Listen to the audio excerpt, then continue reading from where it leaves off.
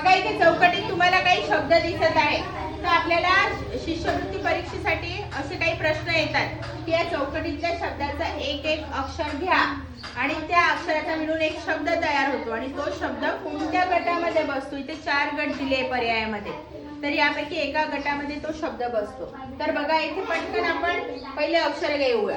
M या गटातला ए, या चौकटीतला या चौकटीतला बरोबर, या चौकटीतला लगेच आपला शब्द तयार झाला. कोणता?